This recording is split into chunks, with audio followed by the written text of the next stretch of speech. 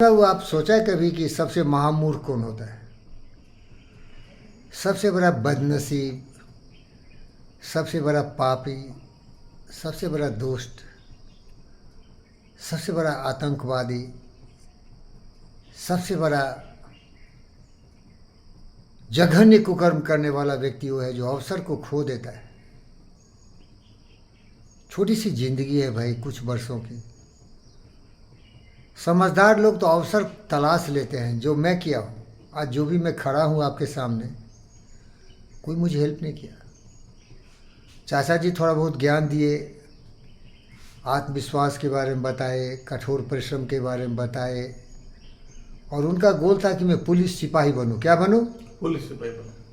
क्योंकि लल्लू यादव मारता था वहाँ ब्राह्मणों को। मैं ब्राह्मण परिवार में पैदा लिया था, तो सोचते थे जब मैं सिपाही बन जाऊँगा ना तो लल्लू से मैं लड़ जाऊँगा। कितना मूर्ख विचार था, बताइए साहब। और सिपाही का थोड़ा बड़ा पोस्ट वाला आईपीएस बनाना चाहते थे, बताइए साहब।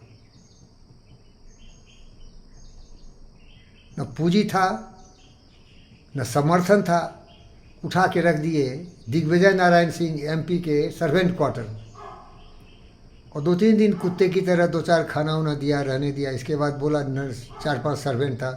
इसका टिन ही पेटी था मेरा, एक टिन का पेटी। गांव होता है ना, टिन उनका पेटी होता है। पेटी मीन्स कपड़ा उपड़ा 2-4 था। वो उठा के बोला फेंक दे गेटवे ऑफ इंडिया में। वो 7 डायरेक्टर रत्न प्रसाद रोड में रहता था 77 में, और इंडिया गेट में फेंक दिया जाके डब्बा।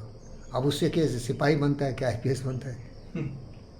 ऐसे बैकवर्ड परिवार से मैं आया, घींचते तीरते यहाँ तक पहुँचा भाई।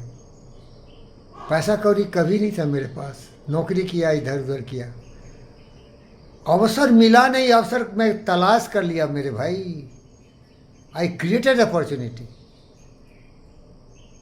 लेकिन जब मैं वहाँ से आ गया, क्योंकि पैसे कौड़ी की बहुत किल्लत हो गई, रोड पर रह के कैसे आईपीएस बनोगे भाई? एक आप है कि अपने बेटे बेटी को सोचे डॉक्टर बनाएंगे, तो आप तो किसी के घर में उसको सर्वेंट क्वार्टर में मत रखे, अपने ही घर में रखे।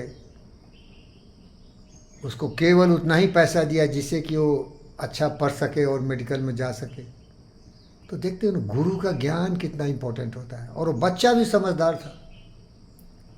रत्नम बोला तुम्हारा दोस्त अमेरिकन कि सत्यनारायण चाहता है कि उसका बेटा डॉक्टर बने।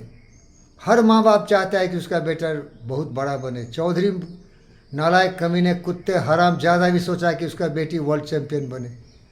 लेकिन बाप के कहने से थोड़े बाल बच्चे बनते क्या? उसका अपना संस्कार, उसका अपना सोच, उसकी अपनी बुद्धि, उसकी अपनी प्रेरणा, सचमुच वही उसको लक्ष्य तक पहुंचाता है। समझ रहे हैं क्या? तो कहने का मतलब यही है कि जो व्यक्ति अपने ज़िंदगी के गोल्डन अपॉर्चुनिटी को गंवा दिया ना, ये एलोन मस्क का वो फाइनेंशियल रिस्क लेता हो। मैं समझा नहीं कि फाइनेंशियल रिस्क इसमें क्या होता है ना, पूरा पूंजी लगा दिया। एलोन मस्क जब स्पेस एक्स में काम कर रहे थे तो रीयूजेबल रॉकेट का उन्होंने निर्माण किया, और बहुत बार वो फेल हो गए थे भाई। तो बीबीसी और बहुत सारे इंटरव्यू वाले पूछे कितना रिस्क क्यों लेते हैं? बोलता रिस्क तो लेना ही चाहिए, और रिस्क लेना बहुत खतरनाक होता है, क्योंकि सब बर्बाद हो जाता है, कुछ बचता ही नहीं है। और आज आप ही बोले कि ट्रिलियन बिलियन का वो पहला रिचेस्ट मैन बनने जा रहा हो। तो सती बाबू, और वो आदमी जब सब कुछ बर्बाद कर देता है, घर को धू धू करके जला देता है, तो वो ब्लेम गेम खेलना शुरू करता है। क्या करता है? Blame game. तुम मुझे नहीं किया, तुम मुझे बर्बाद कर दिया, तुम मेरे लिए कुछ नहीं किया। जब बचपन में मैं नहीं काम करता था तो तुम मुझे डांट दिया, तुम मुझे थप्पड़ मार दिया। समझता ही नहीं हो, महामूर्ख। ऐसा मूर्ख तुमको मिलेगा नहीं, क्योंकि जो अपना ही जिंदगी जला दिया वो दूसरे के बारे में क्या सोचेगा? समझ में आया क्या?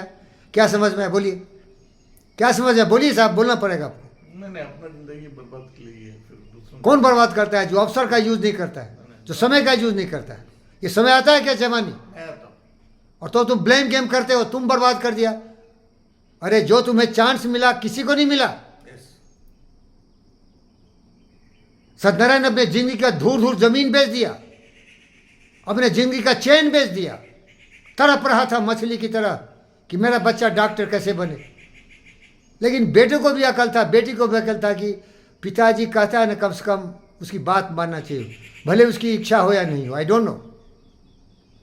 अवसर का यूज किया, यस और आज कितना परिवार हंसता खेलता महान परिवार है, यस किसी की कमी नहीं है। Health, wealth, power, position, reputation, सब कुछ है उस परिवार में। तो मेरे दोस्तों, अगर ये वीडियो आप सुन रहे हैं तो जो भी अवसर बने, अगर मीडियोकर हो, क्या हो, मीडियोकर, थर्ड ग्रेड का आदमी हो, तो उसका उपयोग कर लो। और नहीं तो अगर तुम महान हो ना, बुद्ध जैसे, तो साला क्रिएट करो अवसर। जीवी कृष्णा रेड्डी को पकड़ा मैं, अटल बिहारी वाजपेयी से मिला मैं, IIT खड़गपुर चला गया मैं। अरे मेरा चाचा ही बोला, मार साले को, भगाओ घर से, क्योंकि ये इंडिपेंडेंट विचार वाला है।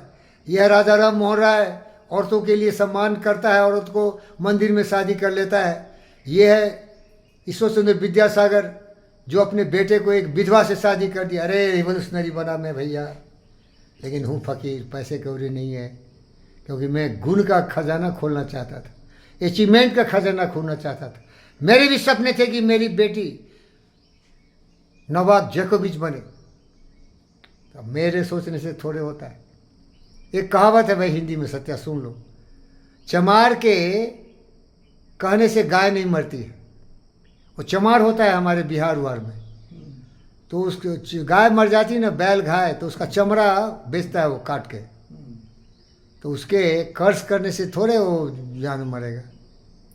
और एक कहावत है थोड़ा खतरनाक है, गाड़ में बांस करके किसी को ऊपर उठाओगे ना, तो उससे वो आकाश में रॉकेट नहीं बनेगा। रॉकेट बनने के लिए उसमें उतनी बारूद चाहिए, एनर्जी और ऊर्जा और पावर चाहिए। अब नहीं समझे क्या तुम? अरे किसी को ऐसे उठाओगे तो उड़ जाएगा हवा में क्या? नहीं, उसको उड़ने का अपना ताकत होना चाहिए ना। होना चाहिए। अगर उसका कुछ दम ही नहीं है, तुम उठा रहे, उठो बेटा, उठो बेटा, उठो बेटा, जितना उठा दे रहे उतना गिरी रहे, साला नालायक, क्या बोल रहा